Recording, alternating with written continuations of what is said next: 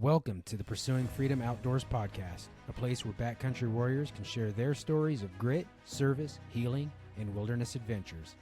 I'm your host, Tom Walton, Marine Corps veteran, full-time cop, and aspiring hunting and fishing guide.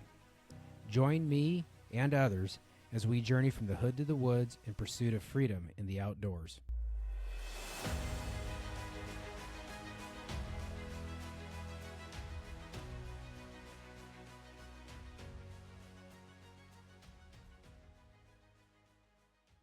All right. Welcome to the Pursuing Freedom Outdoors podcast, everybody. I'm your host, Tom Walton. This is episode 19. You guys will hear a discrepancy later on the next episode. I titled them both 19, but next week that'll be 20. This is 19, so we're about to hit the first little milestone here for the podcast. Going into the year, we'll be at 21 episodes, so pretty excited about that. Thanks to everybody for support. Today, I'm joined by somebody that I've been really excited to get on the show, Corey Koff of the Sweetwater Guide School. Corey started in the industry, that being guiding fishing and whitewater rafting. He started in the industry as a whitewater rafting guide in Tennessee, which Corey has advised me was a lot of fun, but mostly he used it as a gig to get him to some new fishing places. After 10 years or so, he enrolled in the Sweetwater Guide School, which led him to an opportunity to guide in Bristol Bay, Alaska, which he did for quite a while before relocating to Oregon, where he guided fall, winter, and spring for steelhead. Along the way, Corey found himself guiding in Chile, and he started instructing at the guide schools in Montana. In early 2021, the job for the director of the guide school came open, and Corey jumped at the chance to take it. He is based near Portland, Oregon, where he lives with his wife, 2 kids, and dog Bowie. And a side note, Corey didn't send this next part to me, but a side note on Corey is, and we'll get more on this in the podcast, but Corey's a passionate fella when it comes to the guide school, but also helping veterans get into the guide school, which is a big reason to have him on the show. He worked exceptionally hard to get me into the guide school, and I know that you, Corey, I know you do that for every veteran student that contacts you. The amount of behind the scenes work that you do to get us into the school and get the VA and the Voc rehab to cover the cost, getting guys gear is just incredible. Man, to the point when I saw what you were doing at our exit interview, I mean, it was hard not to, get a little bit choked up, man. It was a really cool thing what you guys are doing over there. So thank you very much and welcome to the show. I appreciate you taking the time to join me tonight. Thanks for having me, Tom. And I appreciate what you just said. It's something that allows me to feel like I'm giving back a little bit more to hopefully ease the process of getting veterans like yourself to the guide school. And once you're there, you got a taste of it. It's a pretty awesome program. Yeah, it's epic, and I'm excited for us to get to dive into that. And yeah, you made it incredibly easy because I really just had to call you, get a couple pieces of info, and you had it done. So that was pretty awesome. And we'll get into the process a little bit. But before we get to that, I just kind of want to take a deeper dive into your background a little bit. Just kind of starting out from maybe when you were a kid, like when was it that you developed a passion for fishing, and kind of how did you get to a point where you realized that guiding was going to be a career path? It took a while, but yeah, I grew up in Columbus, Ohio, central Ohio, not really, considered like the trout mecca of the eastern United States or even close to that. There's some really cool fisheries there, but I think it was my dad. I know it was my dad, but he wasn't really like that into fishing. But his thing was water. Wherever we went, if he could get out on a boat for a day, or he had a little sailboat for a while. He grew up on the coast of New York, and he just always had this passion to be on, near, and around the water. I caught that early on, and I used to get in trouble for missing school, but I wasn't like doing anything bad. I was like trying to catch crawdads in a little drainage ditch by the house, or going fishing for bluegill and stuff like that. That's really where it came from. I moved down. I went to college, and I wasn't a good college student in between high school and college, and then ended up dropping out and took a job as a whitewater rafting guide. And like Southeast Tennessee is an amazing part of the country. The county I lived in, mountain biking and fly fishing and going rafting and all kinds of cool stuff. And just having it all be, that kind of mountain living when I was young, city, even though we were in the suburbs. And yeah, I took, I was a raft guide, and then I was working my way up, in the company and assistant manager. And I realized I love this. just from the outdoor aspect, but it wasn't the avenue in the outdoors that I loved. I really was, my buddies were going whitewater kayaking on these like crazy rivers on their free time, and I was going fly fishing. And so I took it seriously, and I tried to learn my home river, and ended up one year just barely raft guiding so I could be available to guide fly fishing trips as often as possible. And I think maybe I got 10 of them, but I was hooked. It was what I wanted to do. And I'd always sat there back then. This was '07, I think, '06 or '07. I'd always looked in the back of Fly Fisherman magazine, and we had a print ad, we weren't online. It said, 1-800-GO-GUIDE, land your dream job. And I called Ron Meek, who's the original director of the guide school, and came to the Bighorn in Montana that spring. Had an amazing time. I still keep up with a few of the guys, almost 20 years later, that were in my class. And they offered me a job to go guide at one of Sweetwater's lodges in Alaska. And that was it. Sounds simple, process, but the hurdles were always like, how can you maintain this and do it as kind of a year-round thing? And I worked a lot of jobs totally unrelated to being a fishing guide in the off season. It's really 100% move based on the winter, fall, winter, spring fisheries, which you talked about in the intro. So it's kind of how I got here. Gotcha. Yeah. I mean, I think that's not quite simple is definitely an understatement, man. Like obviously and I know you have gotten to, I mean, I know you a little bit. I've gotten to see the work ethic and passion you have for guiding, for the guide school, but just for the craft. There's just something special for anybody that's doing something that they love, that they're passionate about. But when, a professional is truly dedicated to learning their craft and being an expert in it, and they love it, whether it's a fly fisherman or even some of my buddies that are really good at custom carpentry, man. They love it. That's their craft. And I appreciate that passion. And it obviously took you a lot of time to get where you're at now and to get to where you were guiding full time. So I think, you kind of answered my question. I was going to ask you about how did you find the Sweetwater Guide School and what it did for you. But like my next. For me, it was huge. I mean, it Yeah. was, like I came in with a pretty good, river knowledge, having been a raft, but I wasn't rowing then. It was more, I'd done a decent amount of, but reading water's reading water.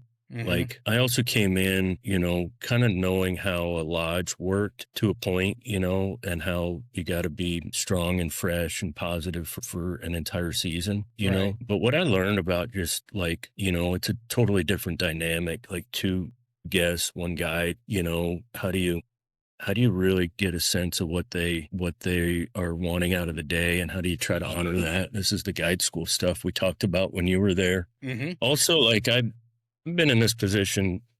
I've moved around a lot. I've been a first year guide at a lot of different places. So I've been able to go back to guide school, as a first year guide all of a sudden in Oregon, trying to figure out, steelhead and spey casting, going back to what I learned at guide school and trying to apply it there. So, and then the turnaround is so cool. The fact that I can come back, and I won't say I can say that I never got burned out on guiding. There's definitely times where you're beat down, it's a long season. You figure out ways to pep yourself back up. Part of that was I worked amazing crews of people that was very family oriented, and we all helped each other out with that.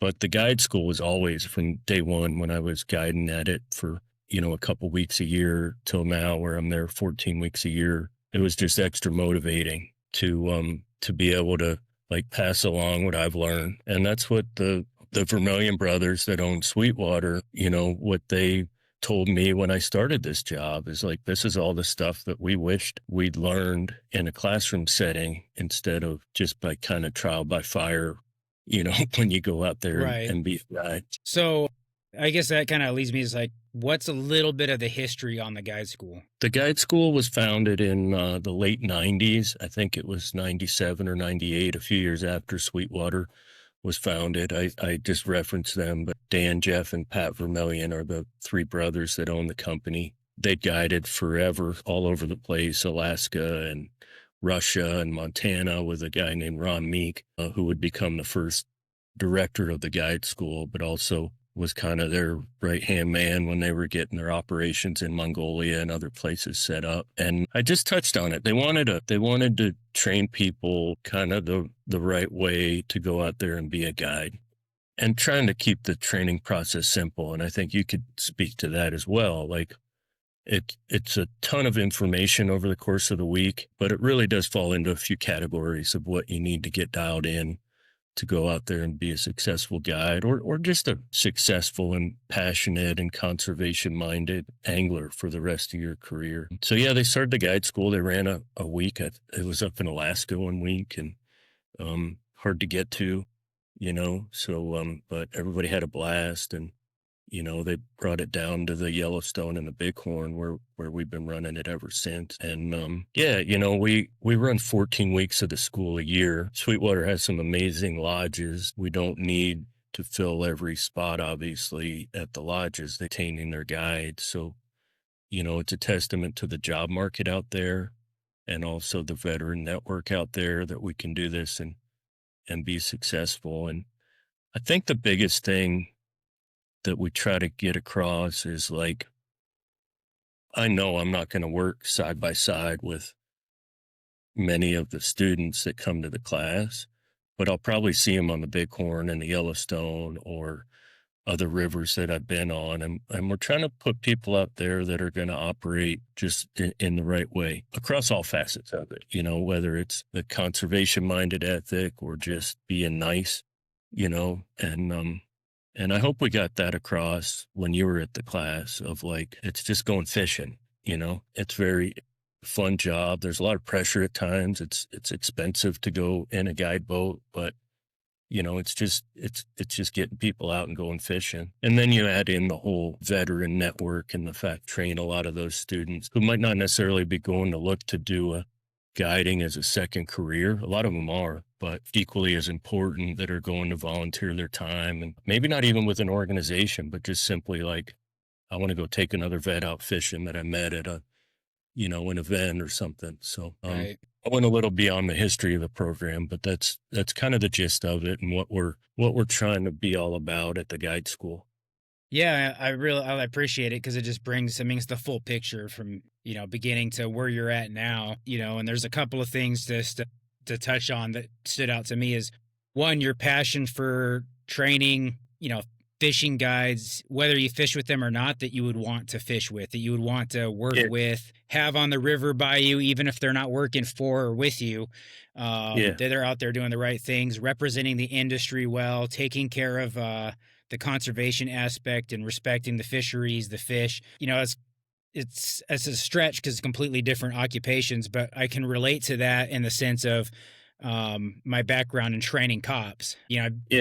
I was a field training officer, which is, you're like the first guy when somebody gets out of the academy, the first thing they do is go into a field training program with a field training officer. And you start by holding their hand as they go through the process of learning how to be a street cop and do the on the job training part of it. And for me, it's my biggest motivation was, I am training somebody that's going to potentially save my life or save my family's life, save my buddy's life, let alone anybody else in the community, right? I'm training somebody that I might be working with for the next 20, 30 years. And so that always helped. That mentality is one of the reasons I always took it seriously. And the impact that my instructors had on me, I wanted to Right. have that impact on my students. And I will tell you, just from my experience doing that, I can, just the last couple of nights, I actually been working till midnight the last 2 nights because I've been teaching at our in-house SWAT academy that we've been doing with some of our new SWAT guys. And I'm doing some of the instructing, but the guys that are really running the show for this class, this go around with these batch of new guys,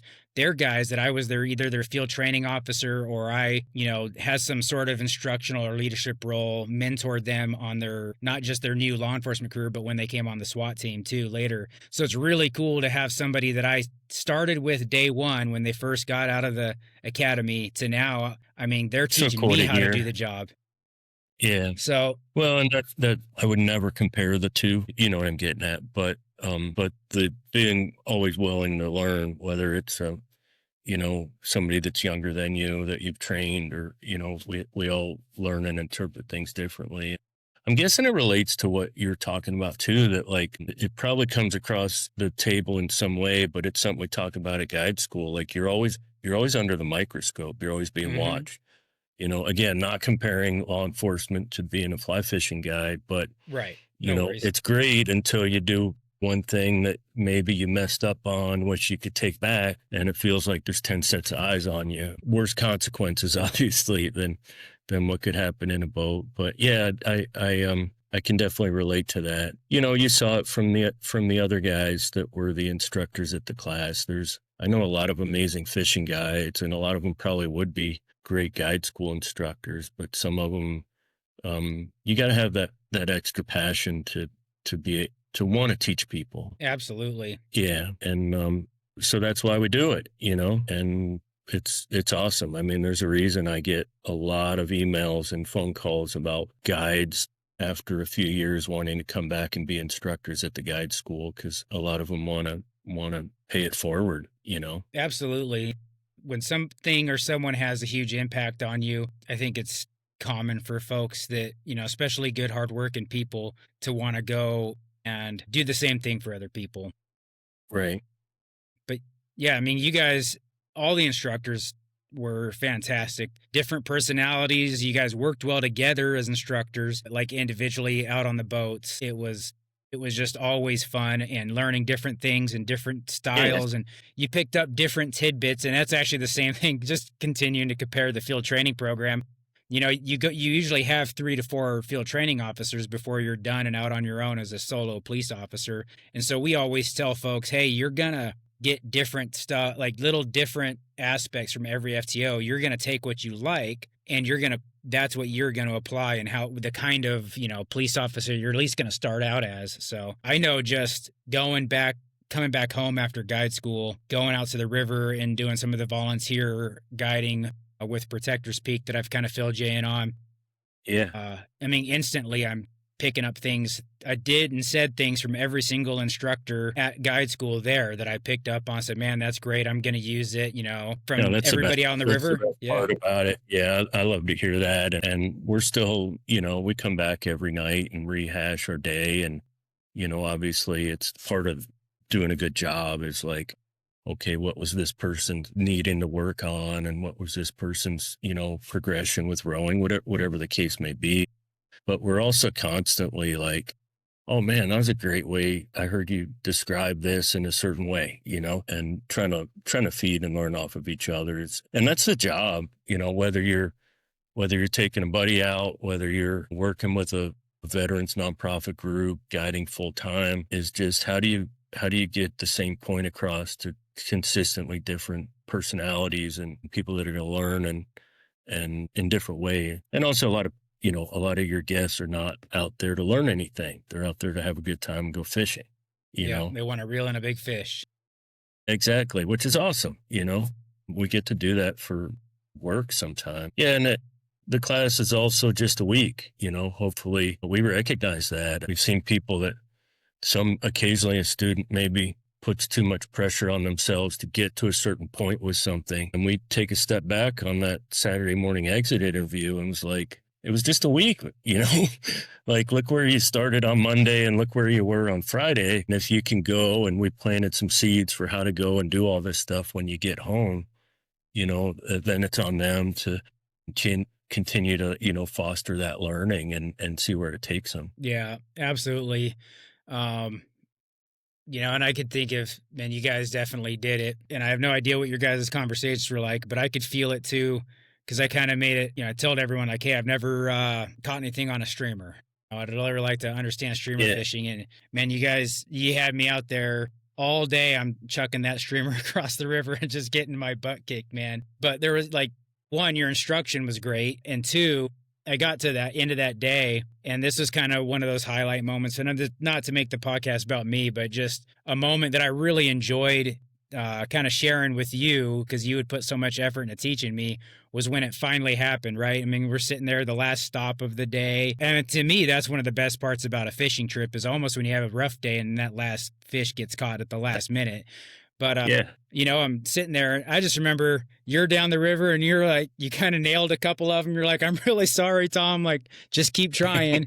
And I just stopped, man. I stopped, and you'd been telling me what to do and kind of helping me along the way, but I stopped and I just watched you cast like two or three times, and I tried to cement what your movements from how far you casted, which direction you were casting into the current, when you started actually doing the strips to the timing of your stripping. And I just like, all right, I'm going to imitate 100% what he's doing. And as soon as I did that, I got that bump, did it again, and then had that brown on. And That's that awesome, man. was, man, that was, I yeah, do remember that. That was a pretty high stoke factor, especially late in the day. And, yeah, I'll flip it on you. I mean, what you did was you guided. You don't realize it, but I'm sure we talked about this at the class, but put the rod down and you're going to learn so much. You lose that tunnel vision, maybe recognize, I don't know if it was the case that session, but you recognize you weren't letting your flies get down or something like that. Sometimes it matters, and yep, people think we walk into those spots. And as many times as I've fished those runs on the bighorn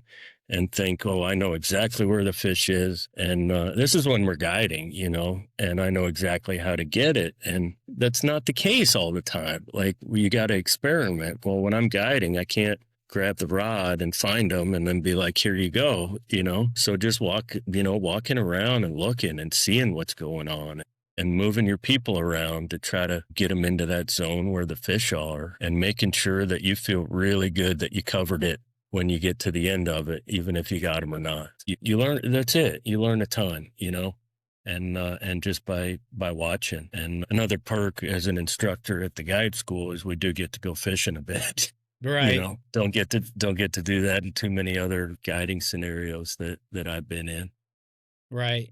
But yeah, it's awesome. I love your takeaways from the class. And as much as you've told me so far about like what you learned at the school, I just think it's so cool that you're like stayed in touch with, the whole group at this point, and I still stay in touch with a couple of the guys that I went to guide school with, and in a small world role, met back up with one of them, a few years ago. But yeah, that's it for me is really, we love being on the water. We love fishing. I get to know people a little bit coming into the class. You fill out an application. Some of the people I've talked to a lot, some of them not that much, but it always just works out. You saw one of our 14 weeks a year, and that was a really special group. But just like the different demographic, the different ages, the different military versus non-military backgrounds, and everybody getting them together and just having this fun, learning experience is really is what's really cool about it. And that's also, I guess I'm getting into the older guy realm. There was a long time ago where it was, try to catch as many fish as you can, and then as many big fish as you can, and then you know what I'm getting at. But now just really, really those connections, and the fact that if you haven't yet, you will bump into a former guide school student elsewhere. The numbers just say it'll happen, and I love hearing about that down the road. Yep. Yeah, between us keeping in touch, and then like I told you, I'm actually mid recording with Jesse because of our interruptions, but that's just been Yeah, cool. yeah, And we actually met a couple of years ago when I was in Alaska on a hunting trip. I met him because I went yeah, into yeah, the Sportsman's Warehouse there in Fairbanks to just find somebody to talk to about maybe getting a local fly fishing guide, because I never fished in Alaska and wanted to do it because I got there a little bit early for my trip so that I have a couple of days to do something like that. Got to talk and realized we were both veterans, exchanged numbers. He actually invited me to fish with him after my hunt. It just didn't work out because it's a long story about breaking down on the Hall Road and up above the Arctic Circle, and delayed return and then having to cut up caribou. But we stayed in touch, and it's been fun to watch him but start his guide business up there. But what it was pretty wild, I was like, yeah, I just went to this guide school, and not thinking that this guy in Alaska would have, and not that, I mean, I know you guys have students and business in Alaska, but for whatever reason, it hadn't dawned on me it'd be a possibility. And he asked, well, what guide school? And I told him, he's like, oh yeah, man, I remember that. And he immediately started talking about the help that you gave him getting into the school and how much he enjoyed your instruction and stuff up there. So he was excited when I love told him hearing we that. were going to have the podcast tonight. Yeah. Cool. I can't wait to hear his podcast next and how he's doing up there. He's doing good. Yeah. Yeah. Um, and some of the other things you touched on too, that I think one of the reasons I keep coming back to, whether it's guiding hunting, guiding fishing, just guiding, being with folks in the outdoors, whether it's paid or volunteer. And just like you, enjoy the connection with people. One of my favorite parts of Yeah. guide school was coming up there and meeting the fellow students, meeting the instructors, and I like being with people outdoors, and especially if I can share a passion with them, it's even better. Right. Yeah. We're on the same page, and it's what we're doing. And then I love those stories, hearing where people end up. I'm rarely surprised, just because I guess the people that come to our class are putting that extra, the ones that are looking to go guide, and it's something we can talk about, because there's some people there, and it was at your Hmm. class too, that are looking at this as a way to hone their skill set, and become a better angler, and a more successful angler, and have a good. But yeah, it's an awesome dynamic, from that standpoint. I was saying, I'm never surprised when people end up, like, I guess I got off track there, when I get these calls at the end of the season about just like how great their season was, or even better, the lodge manager emails me and says, what a great job they did. And that can be anywhere from, a kid that went up and was a lodge hand and a guide in training, or a fly shop worker, or somebody that went right into full-time guiding after the school. Yeah, that's awesome. And what better feedback as an instructor than when that person that employed that guy calls you back? Yeah. That's pretty Yeah, for sure. validating. Yeah, that's Yeah. cool.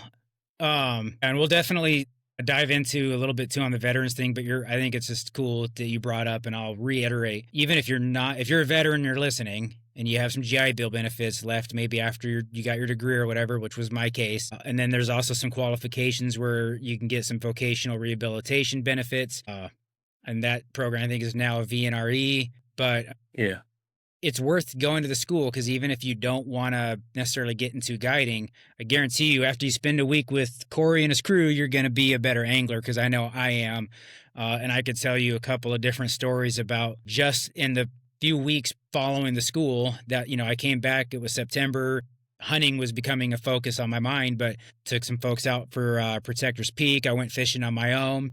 And the difference in being able to read the water, decide what I'm going to throw, what kind of rig I'm going to do, and make decisions based on what I'm intaking way more efficiently and effectively. When I might have struggled, never caught a fish before, trying the same thing over and over again, I was like, oh, that didn't Yeah. work, but I bet you this will. Okay, I'm doing a nymphing rig. And, now I understand what the importance of depth and current speed, and how, I mean, all those things that you hammered Yeah. in on us.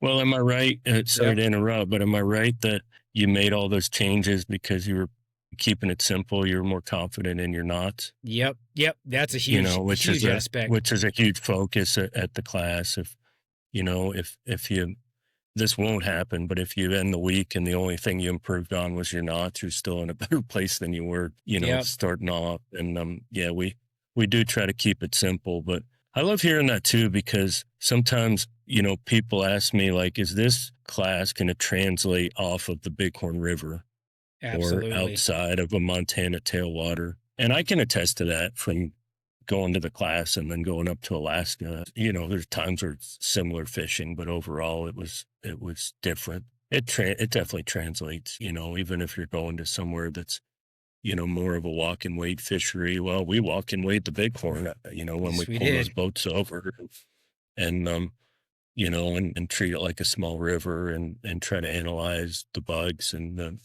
what's going on, and why the fish are going to be where they're at. Yeah. Yeah, that's, I mean, true. I mean, just immediately proceeding on my way home. And then when I got home, I fished, I mean, a number of different rivers. I stopped at the Yellowstone, the Clark Fork, the North Fork of the Coeur d'Alene here in my home waters. I've been up to a river called the Moya River, which is a real kind of small water fishery. And then the St. Joe River, where we have Protector's Peak, and everything, all the things I learned at guide school, 100% were translatable to all of those rivers. So no doubt Oh, about that's that. awesome to hear. Yeah.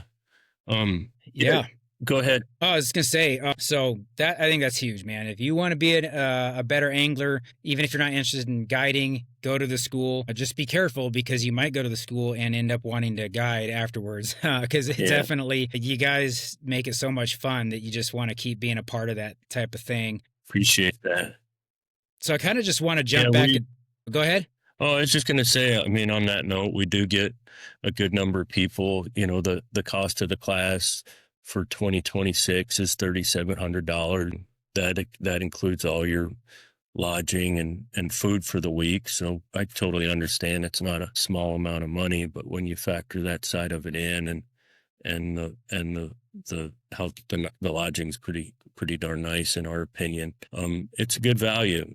I mean, there was a couple, Sue and Dan, Mm-hmm. were there a week you were there, right? And they no interest in guiding, but they're kind of in retirement wanting to go fish hard. They kept telling me, they said they worked too hard their whole life, and now they want to make up for it and go fishing a bunch of places. And I can't remember the list, but they were going all over the place just this past fall and spring. So yeah, that's not uncommon. As far as the GI Bill, if it's a good time to talk about it, Yeah, go ahead. Let's roll into it.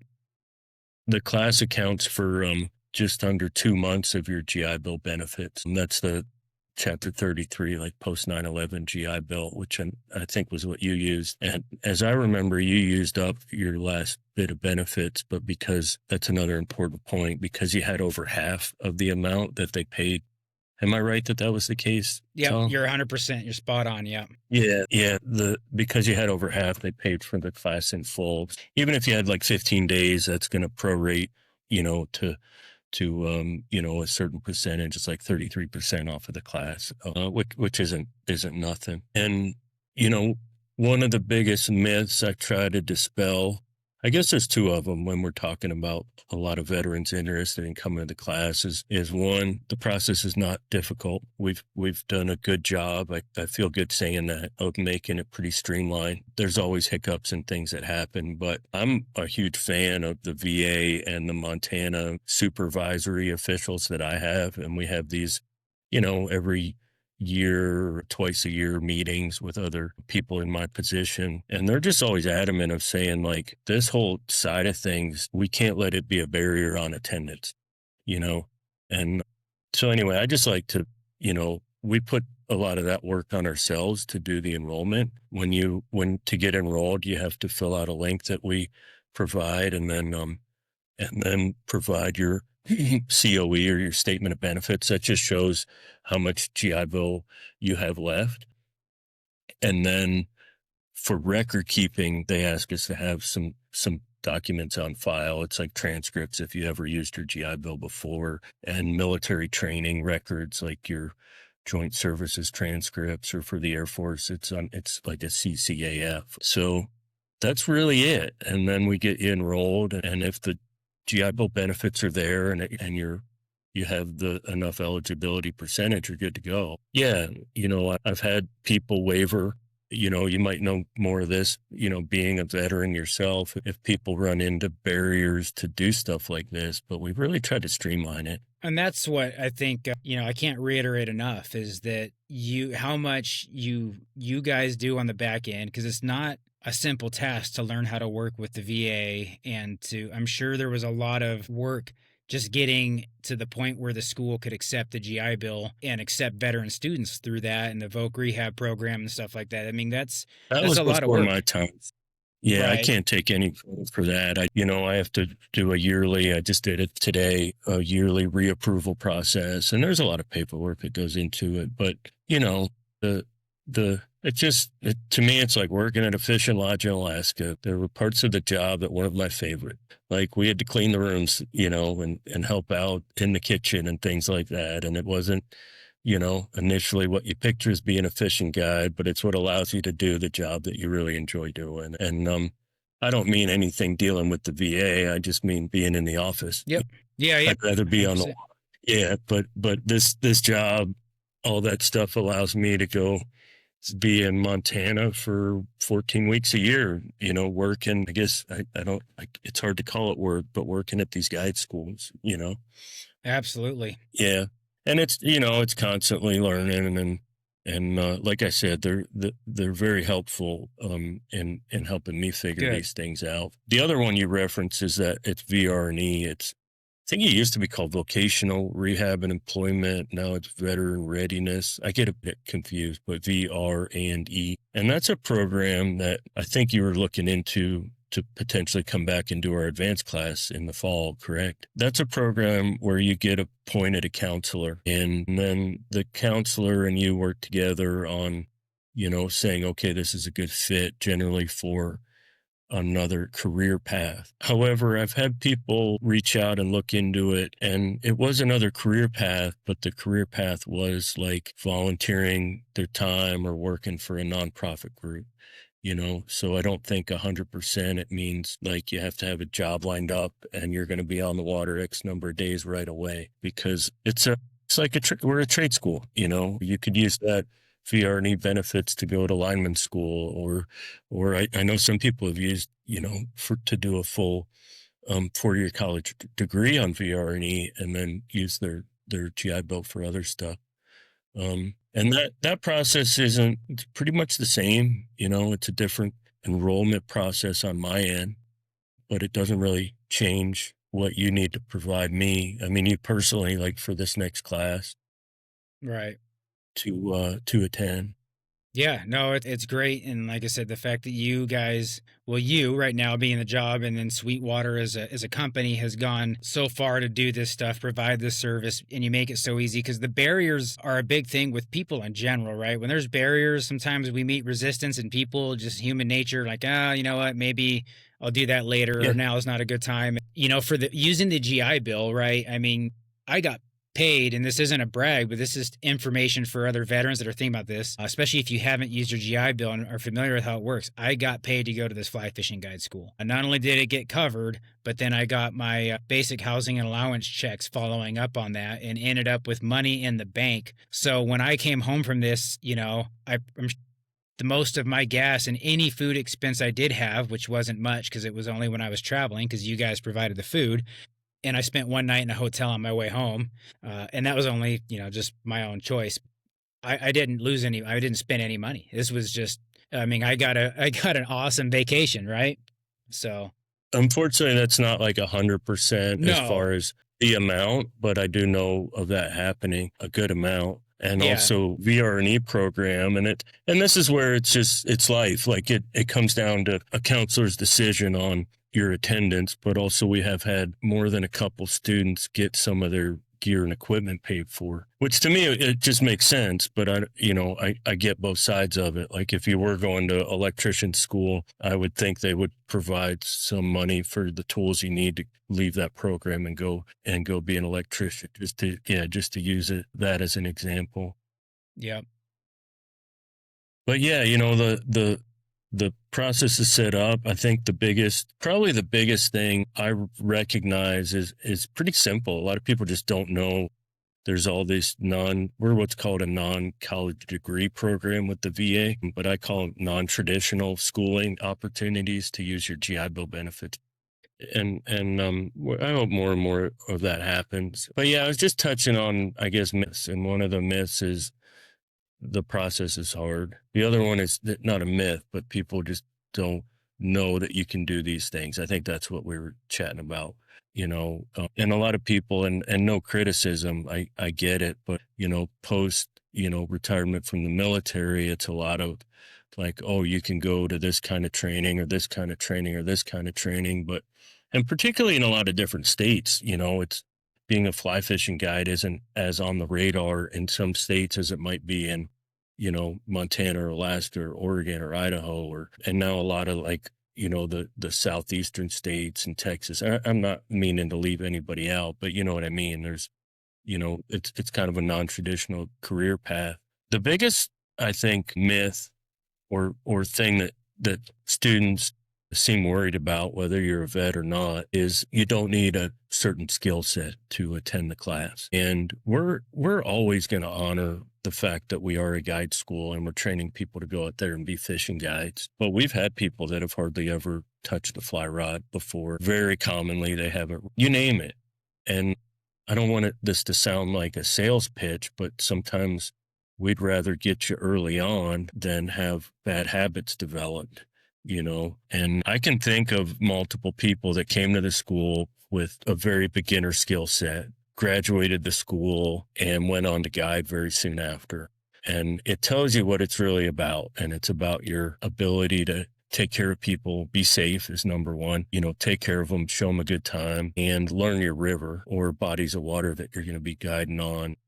That person probably wasn't guiding in a place where you had, 50 different sections of a river to learn to row and navigate and figure out, but they can go on and have a very successful guiding career after that. And equally as important, if you leave the class with a few of these simple things, I'm not saying they're easy, but I'm saying it's not that many categories of what we're actually talking about there. But if you leave the class with a good grasp of those things, and you said it earlier, you're going to be a better angler very quickly. And it is your knots, and it is the casting class, and it is the fact that not that many people have spent 5 days and 6.5 in fish camp, just living and breathing and talking about this and doing nothing but thinking about that the whole time. You know what I mean? Absolutely. Yeah, it's a unique environment, and it is such a great way to put it, man. When you're there, you're eat, sleeping,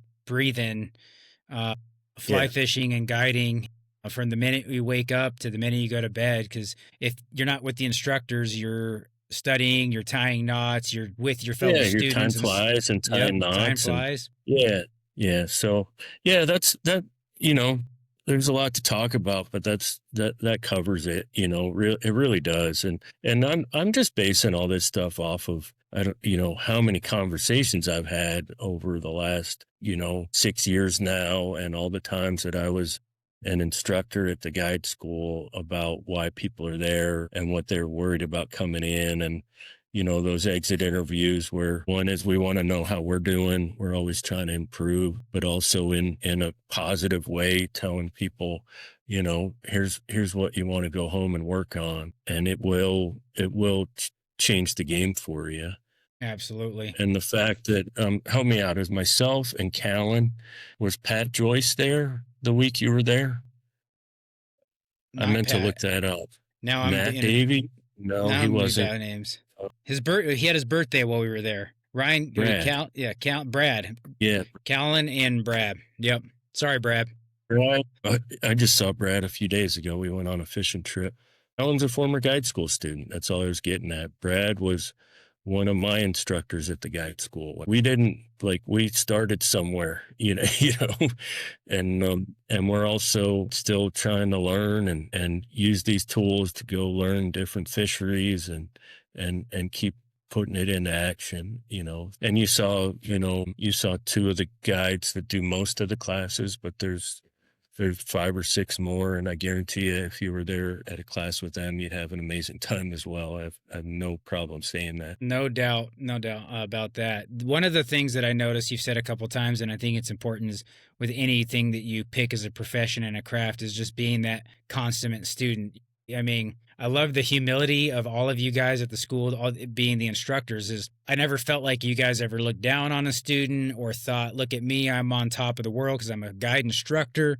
I mean, you guys, not only did you carry yourselves humbly, but it's very obvious. I mean, just by the way you're talking during this podcast interview and some of the conversations I had with all of you guys when we were there, is you're always learning. Just like you said, you're always trying to learn, and that helps you grow. It helps you be better professionally, but it helps you be a far better instructor too. I appreciate that, and that's what it's all about. I didn't always honor that my whole life, but we're always working towards something and trying to keep learning. And I can only speak for myself. Moving around a lot. I never got to guide where I grew up. It's to Tennessee, and I was a first year guide, and then twice because I did it for fishing and whitewater rafting, and then I got to go down to South America. Came back and started guiding at the classes on the Bighorn. Well, I hadn't been on the Bighorn in quite a few years. You know what I mean? I was a first year guide again. And then I moved to Oregon, and I was a first year guide. And in Alaska, I was a first year guide. I buy into what the class That's fantastic. and I also You don't have to go to guide school to become a guide. And this is, not talking about the quite a few people we come that are looking to just hone their skills and maybe guide. A lot of times it's I want to test the waters and maybe guide down the road, and we try to give a snapshot of what guide life looks like a little bit. And I get a lot of feedback after the fact that people wish they had. And some of the longtime guides that have come back and worked at our guide school and were like, man, I think my first couple seasons would have been, it's always pressure, but a little less pressure, if I had some of this info under my belt. And we have a pretty tight curriculum at the school, even though we try to make it very adaptable to each student and where they are and what their skill set is, meaning safety first. We're never gonna, have you row if the rowing's too rough, whatever the case may be. But I think the people that really get the most out of the class, whether they're going on to guide or just on their fishing journey, just ask questions, all morning at the meetings, all day on the river. You get this, you've hired a guide who's there to answer those questions, you know, and hear about their story and hear what they, ask us what we struggled with early on. It just in our own personal fishing. And I'm pretty sure we're all pretty open about that. And that's also what tells us that somebody's really trying to foster that continuing quest for knowledge. Absolutely. Well, man, I think we've done a great job covering the school, and I hope people get a gist what not just what it's about, but what it's like when you get there. Yeah, I know for me it was uh it sounds maybe cliche to be like an experience of a lifetime. In the sense that I do hope to come back for the advanced school at some point, whether it's next year or the year after, on Voc Rehab on my own dime. I hope to come back. So hopefully it's not a lifetime, once in a lifetime thing. But uh, that being said, I mean, personally, the impact it had on me uh, with my fishing abilities, right? I definitely left a better angler, more confident that, I could go get a job being a fishing guide. Like I've talked to you before we started recording, part of the reason I do the podcast is one, I get to have really awesome conversations with people and I enjoy meeting and having these connections. But two, I really want to inspire folks to understand that you're not stuck where you're at right now. If you're not enjoying what you're doing, and I think I say this every episode because we talk about it so much. So, Sheriff, if you're listening to the podcast, I love my job. Please let me come to work on Monday. Not trying to quit working for you tomorrow. But cops have to have backup plans, and and for me, whether I'm guiding volunteering or guiding for money or for pay, getting hired, it's for all the reasons I already said. I enjoy the meeting the people and stuff like that, but it's just for me, it is like I like that it gives me confidence, and the school only made that extremely higher. Is the confidence that I can go out, I'm not stuck, I'm not just a cop. If something happened to me tomorrow, maybe an injury or something related, job related injury, and I couldn't go back to my career that I've been doing for, 14 years almost, that I have stuff I can go do. Right. You guys help me prove to myself that I could go out there and be a fishing guide. Right. And the whole thing too, like you talked about testing the waters. That was another thing I was kind of doing with the school, is testing the waters. And absolutely, man, for me, it was like, yeah, this is something that whether it's I do it full time when I retire from law enforcement or just keep doing it on the side here locally while I am in law enforcement. Yeah, I want to do this. I love being on the river with people and I want to keep doing it. And that's a lot of because of the experience that I had at the school. Appreciate that. And a lot of that is your personality and desire to learn that you brought. We just like to think we have a good environment that fosters that. Absolutely. And whatever your age, background, and end goal is, I appreciate that. And I think it's really cool what you're doing, just to it's very much like the guide school, just to support. Even I don't want to compare us to that extent, but just to support other veterans and first responders that are out there with opportunities and positive vibes about the cool stuff that you could go do outside. For me, I made a bad financial decision a long time ago that I needed to work outside to really be happy.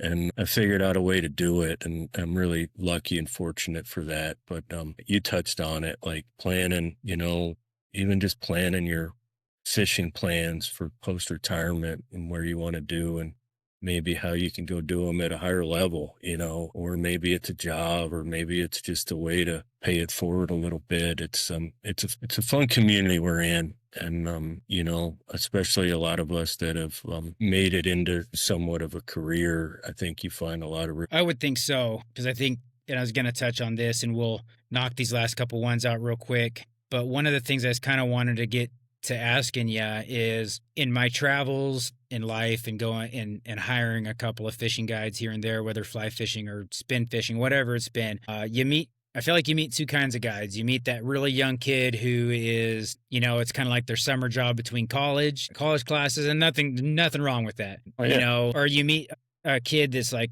maybe they want to do it. I have met a couple of, like, the kid that guided my trip in Alaska. It was just a float on the Chena River for grayling. Man, that I would be shocked if that kid wasn't guiding fishing trips right now. He was one of those young. He was 18 years old, but you could just tell his mind was in the right place, and he was there to do it. And I would imagine, hopefully, still guiding. But, like, I guess what I'm saying is there's a washout rate. I just kind of the long way to say that there's probably a washout rate. Not everybody that starts out, whether they want to do it as a career or whether they just want to do it for a few years or a couple seasons. Not everyone's going to make it a career for a lot of reasons, because it's financially difficult when you start out, especially if you're already in a family situation and it takes time away from your family if you're traveling to Alaska like you did. So what is it? I guess that what I'm asking you is, what does it take? I mean, can you describe that kind of your experience with that? What does it take to not wash out? Yeah, yeah. What does it take? And what have you experienced as far as what I kind of talked about? No, you're absolutely right, but you also, you said it. It's not an age thing. Like that 18-year-old kid, I'm so like positive by the interactions I have at the guide school with younger people. I hate saying that because I'm getting older, but we've had 15-year, 16, 17, 18-year-olds at the class, and they're so nice and like hardworking generally. And like, they want to be doing this. So it's a personality, it's a case by case basis. And, I think the most important thing is, you got to start somewhere, but do your best to surround yourself with people that love what they're doing. Also, I do think I don't know, but I would have to guess that washout rate, the later in life you started at this, goes down lower and lower and lower. Finally, jumping into something that you've probably always been thinking about doing. Does that make sense? Absolutely. Well, and there's a little bit of maturity. I could tell you, well, some 18-year-olds and even 15-year-olds are out there and they're ready to be outstanding fishing guides. I could tell you, 18-year-old Tom Walton would never have made a good fishing guide. I did not have the personality for it. I had a lot of maturing to do that thankfully the Marine Corps and law enforcement has helped out with. But yeah, Same with me. I totally get it. Also, like, I do talk about this at the guide school. It can be a long season. You got to make sure that on September did in June, when you're so ecstatic about it and fresh. But it's also life. We sit there and we say you're not allowed to be burned out. It's a seasonal job. You can be. You just got to manage it and make sure it's not coming across in the job that you're putting out there. You know, absolutely. that's probably the biggest factor. And I've heard those stories, people fish with somebody and then they blamed it on that factor. But you're also getting one day with a person. Unfortunately, you spent a good chunk of money to spend that one day with them if you had negative experience. But, I'm kind of on the guide side of that. I don't know of these wake up calls where it was just like, oh, I'm not ready. I shouldn't be doing this. I'm going to go do something else. It's more like, Gotcha. what do I need to do that and get better? And I've also had a few guide school students come to us after they guided a little bit, and they were like, wow, like that I learned a lot Yeah. about how to do this maybe a little bit differently. That's the biggest thing. Yeah, yeah. And the last note on the guide thing, I could tell you one of the reasons that I've had a long time interest in guiding in the outdoors. The only guided experience that I've personally been on have been a handful of fishing trips. Nothing, not a lot, but there's like every once in a while in my life, popped up an opportunity, or like when I go to Alaska, I don't have anything with me, I don't know anything about anything. I'm like, man, I want to do this, and so it was really easy to get an outfitter and get a trip and get picked up at the hotel and go fish.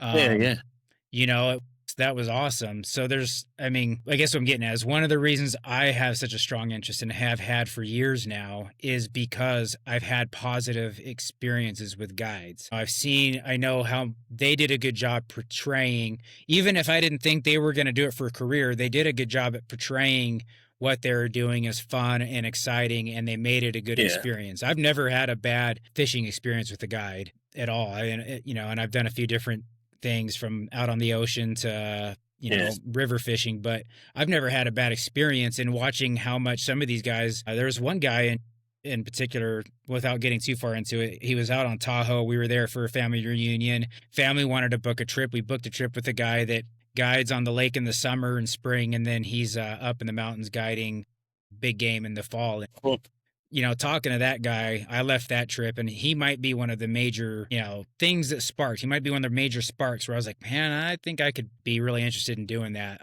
And it just kind of has grown into a flame, yeah, to where I've gone out and tried it. So yeah, I've never had a yeah. bad No, I can. experience with the guide, man. Guides can Yeah, really I can. impact people. Yeah, and it's a great way to. It's smart. I mean, if you have the money to do it or can split a boat, it's a great way to learn a fishery. Move to a new town, or you're planning on a trip, hire a guide one day, and then try to go get after it on your own for a couple. I do that. I met Brad, and we were invited by a former student who's a vet to go red fishing out of Biloxi, Mississippi this past week. So we got basically a day and a half due to weather out with a guide, and I was watching this guy the whole time, and like the light conditions weren't very good. You really want to be able to see those fish. I've only done that once before in my life, but I was like, hey, this is the coolest thing I've ever seen. Just so different from what I'm used to. And this guy reminded me that I need to work my tail off right up until last light every day of my guiding career, because the motor on this guy was amazing. Just wanted it more than we did, you know, which is a Yeah. very common saying as fishing guides. But yeah, I'm constantly like, checking in on that personally and making sure that whether it's guide school or guiding somebody on a steelhead float out here, that you're honoring their vacation. Yeah, absolutely. That's huge. Yeah. Well, man, thank you again. I mean, that's the insight in the school, insight into guiding. Last kind of question I had to ask you, just kind of a fun question about you, but you've gotten to guide a lot of places, and I'm just kind of curious. I think I know the answer, but I might be wrong because I still don't know you that well. So we'll see. But what's your favorite place that you've gotten to go guide in? This would be like another hour um podcast for me to answer. Let's set aside the guide school and how much I love that. All But right. I do love chasing steelhead. I'm lucky that I can do that at home, but I would probably say Alaska. And where I got to work in Alaska it's amazing all over the place. What I really loved was the variety in the fisheries, the size and scale of the water, and then the variety in the fish. And like there were times where you're like, it was like a rainbow fishery and we're going to target big rainbows. And I love that. But I equally loved, like hiking this stream, and it's like, oh, there's a char and there's a dolly varden and there's a grayling. And was that just a lake trout that swam by? And like all in these same bodies of water at times. So was that your guess? That was my guess. I would have guessed Alaska, Yeah. just because you spent enough time there to. Yeah, I spent I think it was almost 13 seasons. I broke it up. That's a long run in one place. Guiding in Patagonia was amazing. Very similar fishing to Montana, but just the whole cultural side of it. Me trying to learn to be a fishing guide.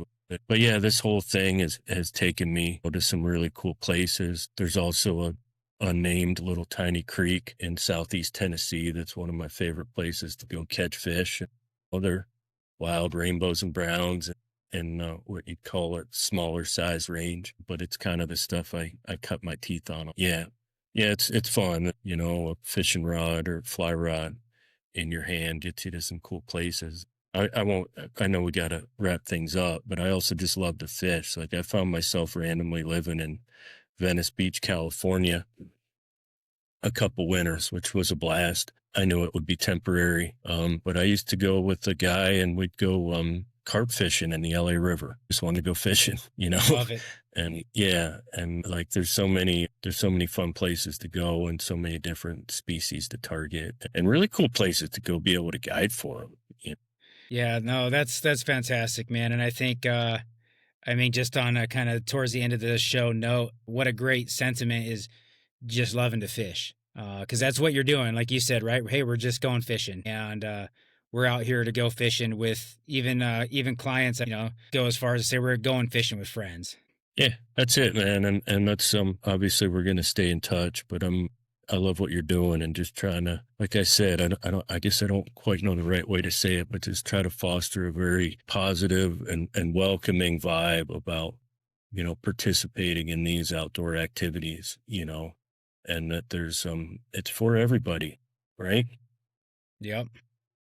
Yeah. Yeah, absolutely. Yeah, I mean that's one of the things I like to do here. Besides mentor people for fishing trips, I try to take out as many buddies hunting as I possibly can. Especially some of my friends that have moved into the area, they've never been hunting. I'm like, all right, man, like if this is what you want to do, let's get spun up and go. And I enjoy sharing that passion and watching them be Yeah. successful. It's a blast to share the outdoors with a lot of people. So um, Yeah. yeah, Agreed, that's man. Let's keep doing it. yeah, absolutely, man. Well, hey, thank you again so much, man. There's a lot, honestly, that I wish I could just spend hours getting more information out of you because there's, with the conservation side of things, I really enjoyed that class when you taught it. Glad to hear I that. nerd out on conservation. It's so important Yeah. for a million reasons, but maybe we'll get you back on again someday and can touch I'd on love some to of those do it, other man. things. Yeah. Yeah, for sure. Let's make a point of doing that.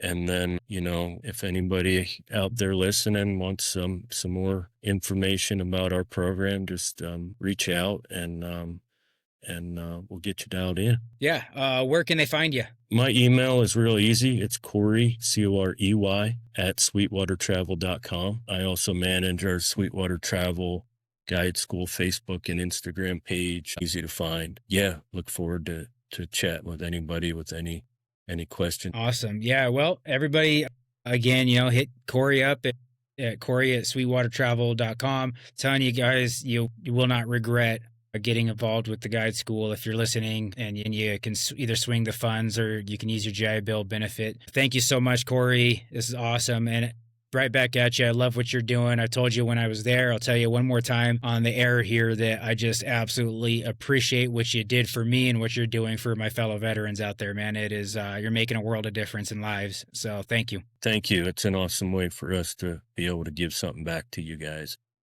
All right, folks. Well, I will probably be on social media in the next few days here. I've got some updates on our drift boat fundraiser. I will just tease it with we've procured a boat. I have a boat sitting in my driveway right now that we're going to be we're still doing the fundraiser because I need to do some stuff. So when you guys check out Pursuing Freedom Outdoors on Instagram, Facebook, and all that stuff, you guys will see. I'll get on there and explain the boat and what we're doing and why the fundraiser's not stopping. So, but we did get a boat and we are going to have that donated this spring to Protectors Peak. So that's going to be awesome. So if you're listening and you're thinking about donating, you can find the link in my Instagram bio. I've put it all over Facebook. It's just a GoFundMe account, or you can go to protectorspeak.com and just simply donate to the website and shoot me a message on any of those platforms, or Thomas at pursuingfreedomoutdoors.com, and just let me know that you made that donation. If you want to remain anonymous, just tell me that and how much you made. And I only need to know that if you did that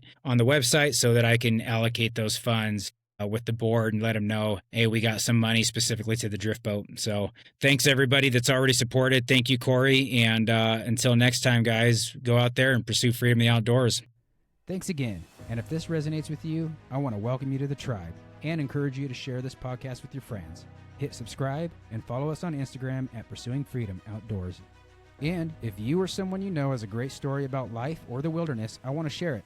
You can shoot me a message on Instagram or email me with all inquiries and questions at thomas@pursuingfreedomoutdoors.com. That's Thomas, Thomas, at pursuingfreedomoutdoors.com. Until next time, get out there, get after it, and pursue freedom in the outdoors. Before we get started, I want to thank our first partner, Response Ready Medical. Response Ready Medical, bringing our customers the best quality training and equipment for the worst case scenario. Response Ready Medical's vision is to be the leading provider of emergency preparedness solutions across the United States, empowering communities, organizations, and individuals to respond confidently and preserve life during critical moments.